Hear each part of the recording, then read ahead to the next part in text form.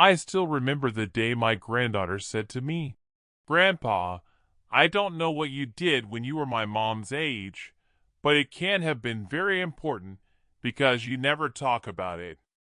Her words cut deep, and I realized that I had been so focused on providing for my family that I had forgotten how to be present for them. My mind started racing, thinking about all the times I missed out on because I was too busy working. My name is Walter. I'm 78 years old, and I want to share with you a lesson that took me a lifetime to learn. It's a lesson that I hope you can learn from my mistakes, so you don't have to go through what I did. I grew up in a small town in Ohio in the 1950s. It was a time of great change and opportunity, and I was determined to make a better life for myself. I worked hard, landing a good job at the local factory, and I was soon able to provide for my family. My wife, Margaret, and I had two beautiful children, and we were proud of what we had accomplished. But as time went on, I found myself getting busier and busier. I was working long hours, and when I wasn't working, I was thinking about work. I was so focused on providing for my family that I started to neglect them. I remember one summer my son, Jack, was playing in the Little League Championship game, and I promised him I would be there to watch him play. But something came up at work, and I had to miss the game. I told him I was sorry, that I would make it up to him, but I didn't. I kept putting work first and my family second. My daughter, Sarah, was born a few years later, and I was so caught up in my career that I barely had time for her. I would come home from work, exhausted, and just collapse on the couch. I wasn't there for my children when they needed me, and that's a regret that I will carry with me for the rest of my life. But here is what I never told anyone. I was so busy trying to provide for my family that I forgot how to be a father. I was so focused on giving them everything they needed that I forgot to give them the one thing they really wanted, my time. I was too busy to attend school events, too busy to help with homework, too busy to just sit and talk with them. And as they grew older, they started to pull away from me. They didn't need me as much, and I didn't know how to connect with them. It wasn't until my wife passed away, and I was left alone with my thoughts, that I realized the mistake I had made. I had been so busy working, so focused on providing for my family, that I had forgotten how to live. I had forgotten how to be present, how to enjoy the moment, how to love.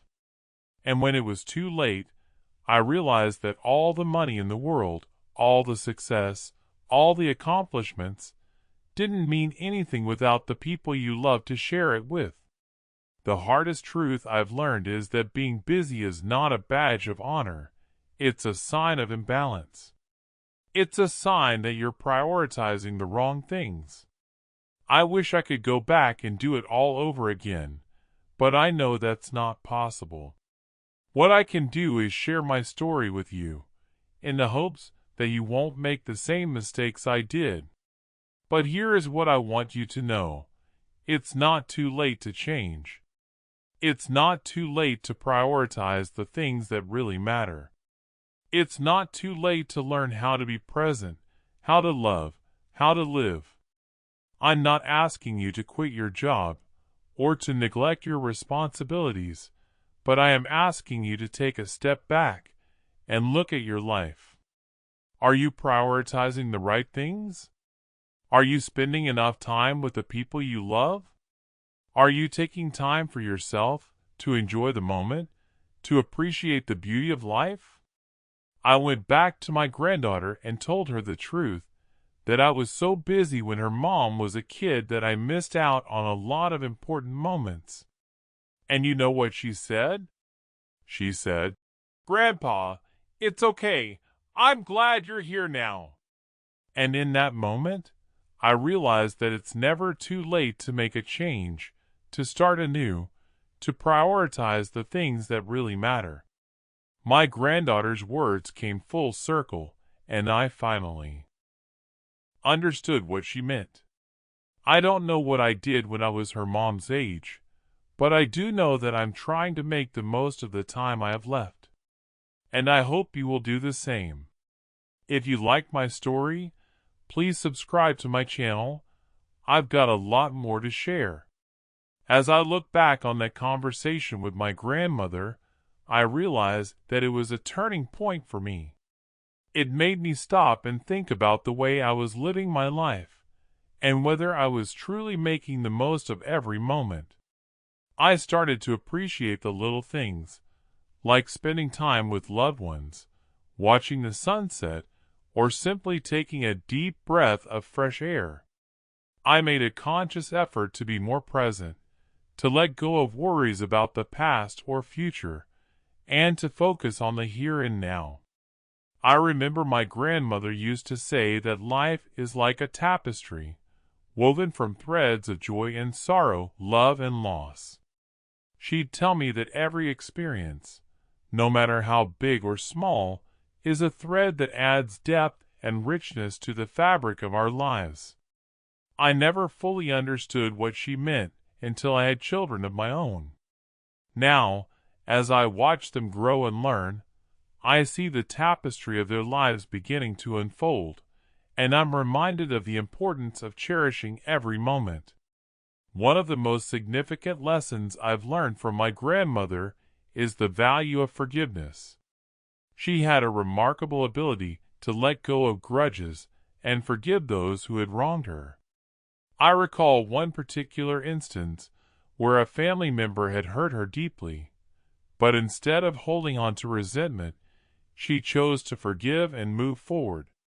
Her capacity for forgiveness inspired me to do the same, and it's had a profound impact on my relationships and overall well-being. As the years passed, my grandmother's health began to decline, and I found myself taking on a more caregiving role. It was a challenging but rewarding experience, as I was able to return some of the love and care she had shown me over the years. I'd take her on walks, cook her favorite meals, and listen to her stories, which seemed to grow more vivid and precious with each passing day. Even in her final days, her spirit remained strong, and her love for life continued to inspire me. I'll never forget the last time we sat together on the porch, watching the stars twinkle to life in the evening sky. She took my hand in hers, looked into my eyes, and said, "I'm so proud of the person you become. Don't ever forget to love, to laugh, and to live." In that moment, I felt a deep sense of connection to her, and to the generations that had come before us. I knew that her legacy would live on through me, and that I had a responsibility to carry her love and wisdom forward. As I look to the future, I know that I'll continue to draw on the lessons my grandmother taught me. I'll strive to be more patient, more compassionate, and more present in my own life. And I hope that by sharing my story, I can inspire others to do the same, to cherish the time they have with loved ones, to forgive those who have wronged them, and to live each day with intention and purpose. It's a journey, not a destination, and one that I'm grateful to be on. As I look back on the experiences that have shaped me, I'm reminded of the power of vulnerability and the importance of embracing our imperfections. It's easy to get caught up in the idea that we need to present a perfect facade to the world, but the truth is, it's our flaws and weaknesses that make us human. By acknowledging and accepting them, we can begin to heal and grow in ways we never thought possible. For me, this journey of self-discovery and growth has been a winding path, filled with twists and turns that have challenged me to my core.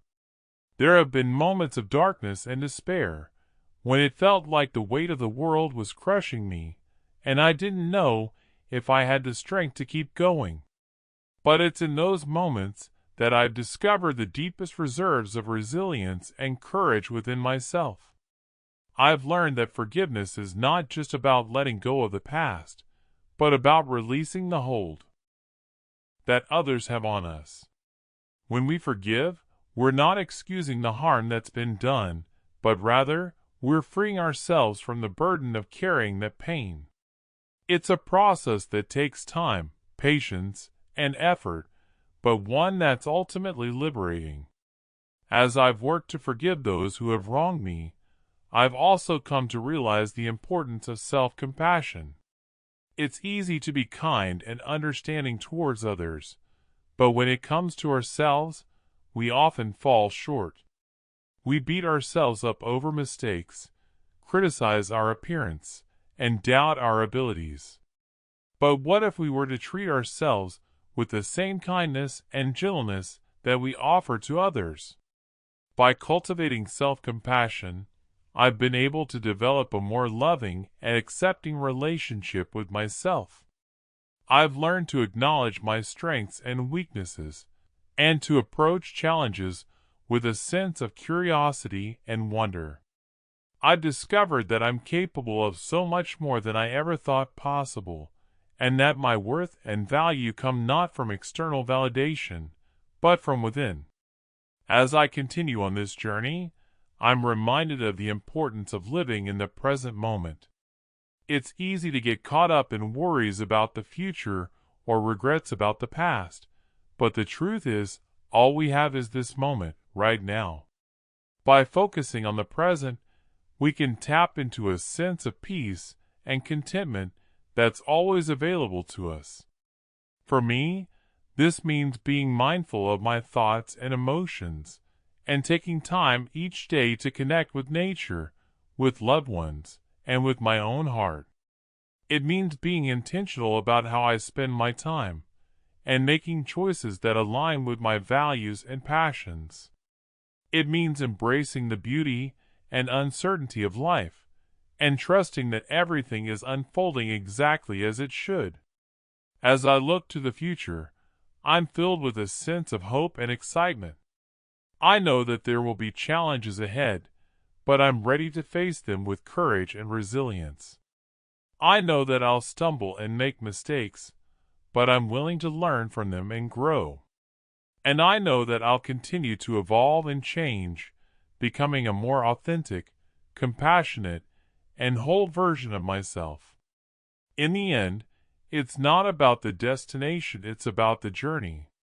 It's about the people we meet, the experiences we have, and the lessons we learn along the way.